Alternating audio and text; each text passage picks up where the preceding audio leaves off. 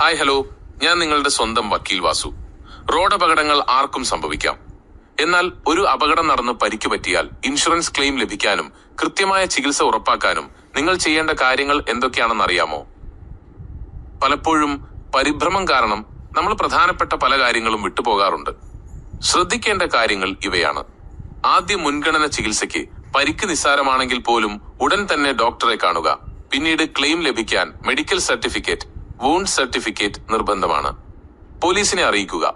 അപകടം നടന്നാൽ തൊട്ടടുത്ത പോലീസ് സ്റ്റേഷനിൽ വിവരമറിയിച്ച് എഫ്ഐആർ രജിസ്റ്റർ ചെയ്യണം. ഇൻഷുറൻസ് ക്ലെയിം ലഭിക്കാൻ എഫ്ഐആർ കോപ്പി അത്യാവശ്യമാണ്.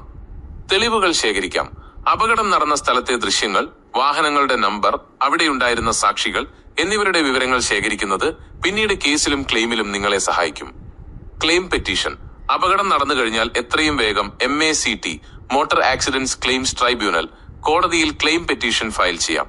ഇതിനായി ഒരു അഭിഭാഷകന്റെ സഹായം തേടുന്നത് നല്ലതാണ്. പ്രത്യേകം ശ്രദ്ധിക്കാൻ. ഹിറ്റ് ആൻഡ് റൺ കേസുകളിൽ പോലും സർക്കാരിൽ നിന്ന് നഷ്ടപരിഹാരം ലഭിക്കാൻ വ്യവസ്ഥയുണ്ട്. അതുകൊണ്ട് പരിക്ക് പറ്റിയാൽ ചികിത്സയ്ക്കൊപ്പം നിയമപരമായ കാര്യങ്ങളും ഉറപ്പാക്കുക. ഈ അറിവ് ഉപകാരപ്പെട്ടെങ്കിൽ നിങ്ങളുടെ സുഹൃത്തുക്കൾക്കും ഷെയർ ചെയ്യൂ. കൂടുതൽ നിയമവിശേഷങ്ങൾക്കായി ചാനൽ സബ്സ്ക്രൈബ് ചെയ്യൂ.